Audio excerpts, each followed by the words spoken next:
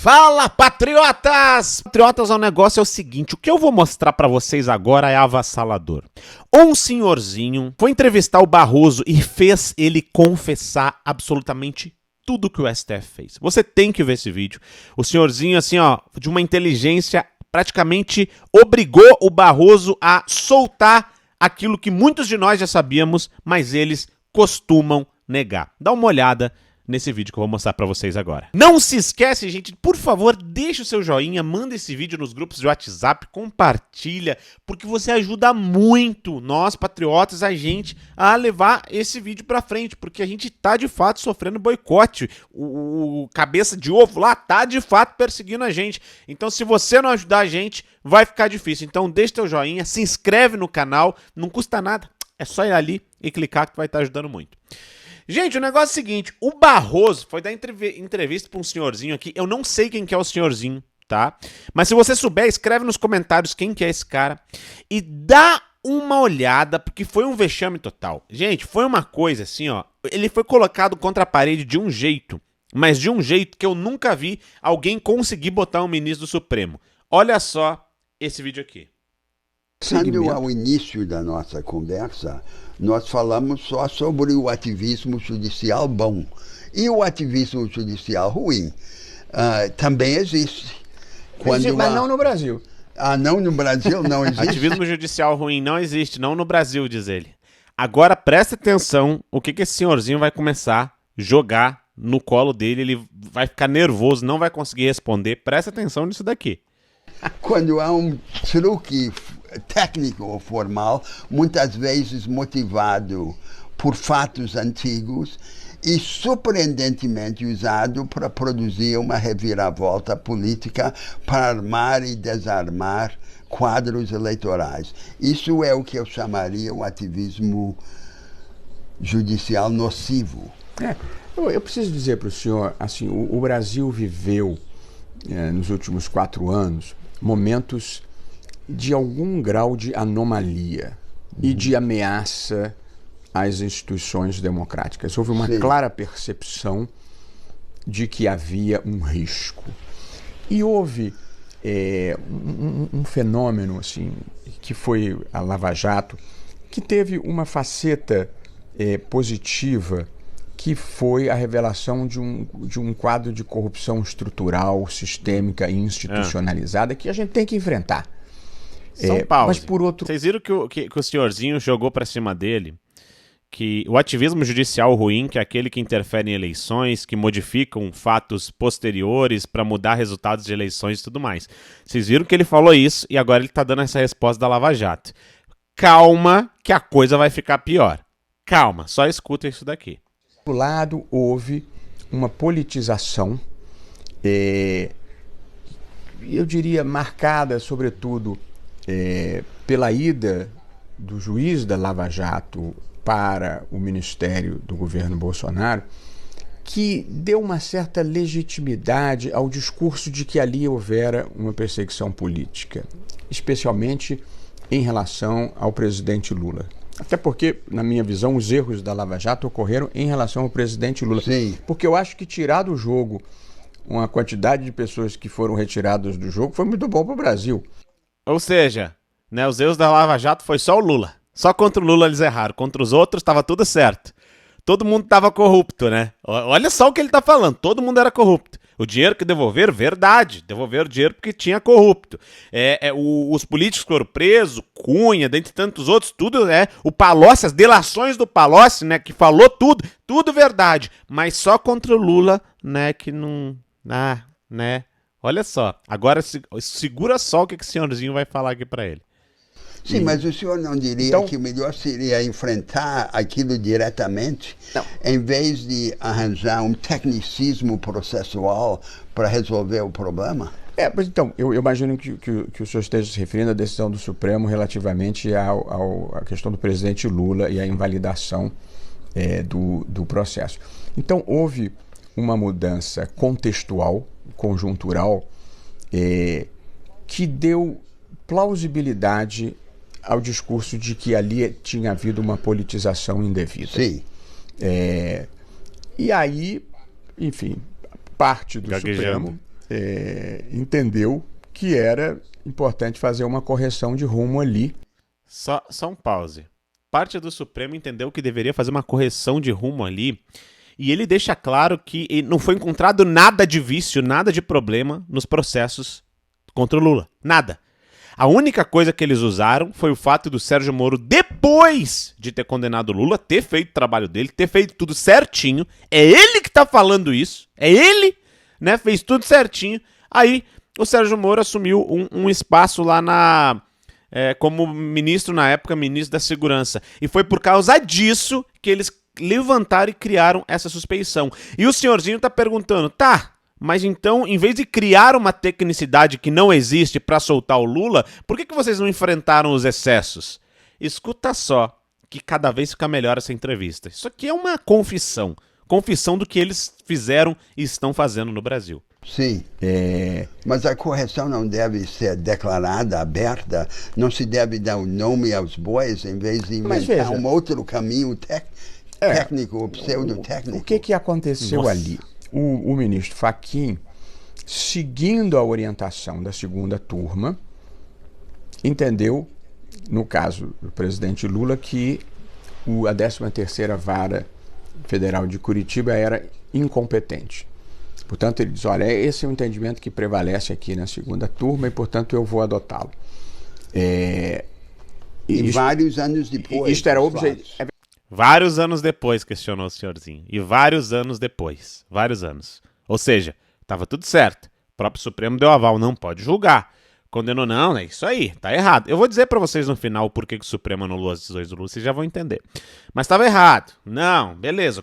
Depois que o processo todo rodou, que o homem já estava ali completando 75 anos e ia prescrever tudo, eles resolveram inventar uma tecnicidade para anular tudo. E ele tá assumindo isso aqui agora. Hoje ele tá assumindo isso praticamente, porque não tá conseguindo, né? Ele não tem como fugir do debate. Esse senhorzinho, por favor, alguém me diz quem que é, porque esse cara tá sendo sensacional nas respostas aqui pro Barroso. Verdade. Isso era objetivamente um fato. A segunda turma tinha essa posição. E a outra parte da própria segunda turma entendeu que devia invalidar o processo por suspeição do juiz. Foi, no fundo, o que se colocou no plenário do Supremo foi incompetência e suspeição. A escolha entre o mecanismo oblíquo e o mecanismo direto. Optaram pelo oblíquo. Na verdade, prevaleceu, eu nem votei assim, porque eu não achava que o caso era de suspeição, mas prevaleceu o entendimento da suspeição, ou seja, a maioria do Supremo entendeu que o fato de o juiz do caso ter aceitado ser ministro e outras circunstâncias que envolveram... Só um pause aqui. Gente, vocês acham mesmo que se o Sérgio Moro não tivesse virado ministro do Bolsonaro, eles não iam dar um jeito igual de soltar o Lula? Vocês acham? Mas vocês acreditam nisso, gente? Vocês acham que eles não teriam dado um outro jeitinho, teriam buscado uma outra forma para soltar o Lula? Vocês acham mesmo? Sabe por que a Lava Jato acabou? Sabe por que eles derrubaram a Lava Jato? Porque começou a ter delação contra os intocáveis da capa preta. Foi isso que aconteceu. Aí eles viram, a gente vai ter que soltar o Lula para conseguir o apoio do PT, para conseguir o apoio de não sei quem, vamos se juntar aqui, porque eles estão descobrindo tudo.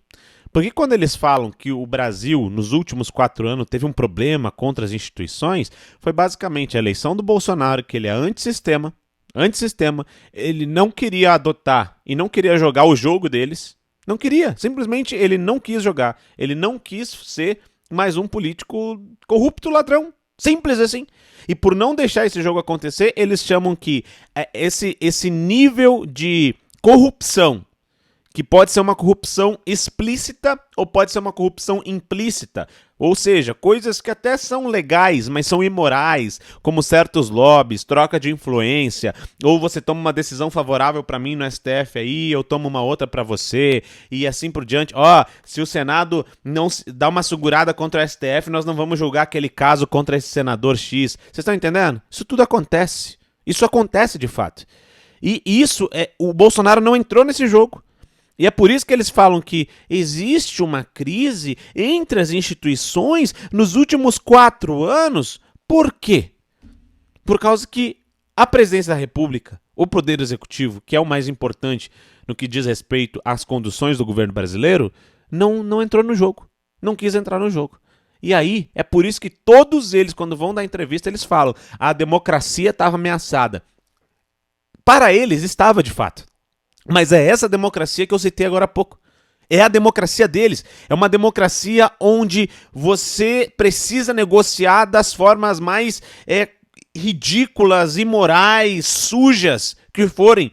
Mas você tem que negociar. Porque se você se negar a negociar, se você se negar a se assentar na roda, né, dos escarnecedores, como diz a Bíblia, se você se negar a sentar na roda dos corruptos para negociar com eles, se você se negar a jogar o jogo, você está atacando a democracia, segundo eles. Porque é essa democracia que eles conhecem. A democracia do jogo, a democracia do solta um bandido e põe na presidência. Para eles isso é democracia. Por quê? Porque eles estão jogando. E quem não joga esse jogo, aí eles falam esse tipo de coisa. Vamos concluir, vamos mais pra frente no vídeo aqui. Esse episódio, isso levaria à suspeição. Eu preciso dizer que eu não fiz parte nem do endeusamento, nem da demonização da Lava Jato. Acho que houve coisas positivas e importantes, e acho que houve coisas criticáveis, e elas se concentraram, eu diria, na figura do presidente Lula. As críticas que eu faria de vazamento da conversa com a presidente Dilma, uma condução coercitiva que talvez não se justificasse, o próprio PowerPoint. Pois é, né? Presidente do Supremo Tribunal Federal. Todas as críticas dele da Lava Jato são contra o presidente Lula. Foi o que eles fizeram contra o presidente Lula. Contra o Lula. Né? Os outros não, beleza, nunca teve excesso, nunca teve nada, mas contra o Lula teve. Agora, o que eles estão fazendo com o Bolsonaro, de condenar, transformar em inelegível por causa de uma reunião com embaixadores, por causa de um 7 de setembro, aí pode. A Dilma não perdeu o direito político dela. Isso que está escrito na Constituição, que quando um presidente sofre impeachment, ele fica inelegível por 8 anos, por crime de responsabilidade. Mas ela não perdeu. Ela foi concorrer ao Senado e perdeu o Senado para quem? Rodrigo Pacheco, que hoje é o presidente do Senado. Vejam bem, é o jogo. É todo um jogo. Mas vamos continuar aqui, que esse vídeo aqui é uma confissão, né? Em que no momento da denúncia você já aponta quem é culpado, a gente diz quem é culpado quando o processo termina. A divulgação da delação do ex-ministro Palocci no momento eleitoral. Ali acho que houve erros. Eu não dou muita importância para a Vaza Jato, que considero que ela é produto de crime. Portanto, houve acertos importantes e houve erros que o Supremo qualificou como justificando a suspeição. Eu, honesto e sinceramente, eu não caracterizaria isso como uma situação de ativismo. Eu caracterizaria isso... Não é ativismo, mudança na realidade fática que levaram a uma reinterpretação. Ele está querendo dizer que eles mudaram de ideia. Mudaram de ideia. Quer saber? Acho melhor voltar como que estava. Mudaram de ideia. Sabe o que acontece, gente? Quando ocorre o impeachment da Dilma, lá em 2016, essa gente achava que ia eleger um deles. Essa que é a verdade. Alguém do Centrão. Eles achavam que o Alckmin, o próprio Alckmin, que era candidato na época e perdeu para o Bolsonaro, não foi nem para o segundo turno, ele ganharia a eleição. Né? Porque não tinha mais Aécio, né? Também envolvido em corrupção, Dilma tinha perdido, vinha o Temer. Eles achavam que um deles ia ganhar. O problema é que surgiu o mito Bolsonaro, né? Que a população agarrou na época. E eu tenho que trazer isso à memória de vocês para vocês entenderem o que é isso daqui. A população agarrou, abraçou, e isso foi o erro de cálculo deles. Por isso que, com a continuidade da Lava Jato, com até o próprio Moro no Ministério da Justiça e tudo que aconteceu depois, eles pegaram, essa gente aqui pegou e fez isso. Essa gente pegou e resolveu soltar o Lula. Resolveu transformar o jogo no que era. Na época do Petrolão, Mensalão, transformar e permitir que isso aconteça. Porque eles não percam os cargos deles. Só para concluir o vídeo aqui. Como uma mudança na realidade fática que levaram a uma reinterpretação. Depende tudo dos detalhes, né? Se concordarmos que o processo estava viciado e diz que estava viciado e anula, é uma coisa. Se usa um truque processual para atingir o resultado político desejado, é outra coisa. Aí é que está o problema. Nossa. Essa ideia de soluções caprichosas e direcionadas, isso é que precisamos evitar. Tenho certeza que o senhor concorda comigo. Nossa, tu viu o chute que esse senhor deu na cara dele? Ele falou, uma coisa é você encontrar de fato vícios no processo do Lula. Outra coisa é inventar vícios pra soltar o Lula. Foi isso que ele falou, na cara do Barroso. Falta homens de coragem igual esse aqui. Agora, eu não sei quem que ele é e nem por que o Barroso respeitou tanto ele. Agora, isso que ele falou é muito verdade. Eu concordo que se deve evitar. Talvez eu não concorde que tenha acontecido. Vamos deixar essa questão para ser resolvida pelos nossos Vamos ouvintes. deixar essas questões para ser resolvidas pelos nossos ouvintes. E aí, o que vocês acham?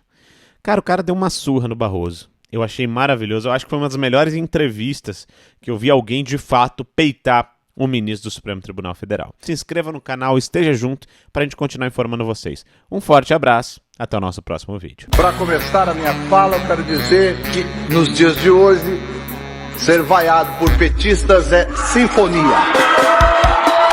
A melhor coisa hoje em dia é ser vaiado por petista, porque ser vaiado por petista é que você está